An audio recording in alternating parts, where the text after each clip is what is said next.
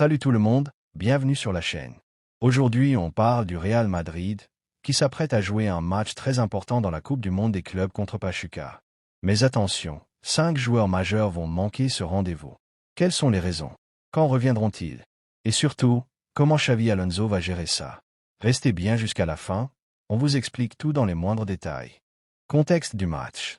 Le Real Madrid n'a pas commencé cette Coupe du Monde des clubs comme prévu. Contre toute attente, ils ont été tenus en échec lors de leur premier match face à Al Hilal, un adversaire pourtant considéré comme abordable. Résultat, la pression est énorme sur ce deuxième match contre Pachuca. Et pour couronner le tout, Salzbourg a déjà battu Pachuca. Donc si le Real Madrid ne gagne pas ce soir, la première place du groupe pourrait s'éloigner. Et ça, ce serait une grosse déception pour les fans et pour le club. Le retour de Rudiger. Commençons par une bonne nouvelle. Antonio Rudiger est de retour dans le groupe. L'Allemand, qui était forfait lors du premier match, a été déclaré apte à jouer.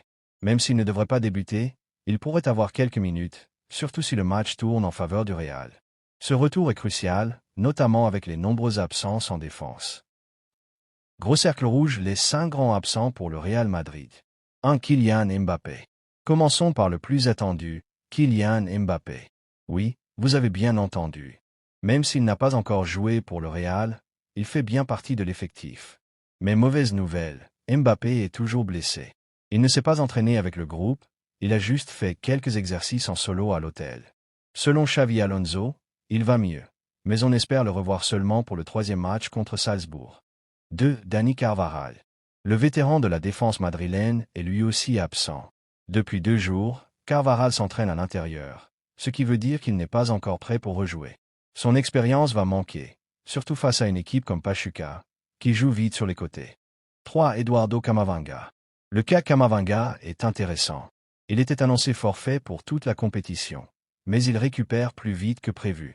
Bonne nouvelle donc pour les prochains matchs, mais pour celui de ce soir, il ne sera pas disponible. Le staff ne veut pas prendre de risques. 4. David Alaba. L'Autrichien est forfait pour tout le tournoi. Sa blessure est sérieuse, il n'a même pas fait le déplacement. Avec lui, c'est tout un pilier défensif qui manque au Real, et ça oblige le coach à faire des choix risqués en défense centrale. 5. Eder Militao. Même situation pour Militao.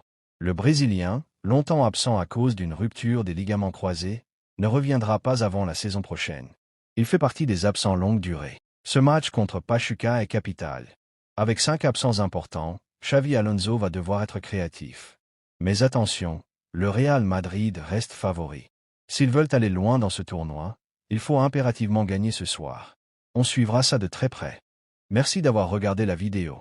Si vous aimez ce genre d'analyse, commentez et vous abonnez pour ne rien rater de l'actualité du Real Madrid et du football mondial.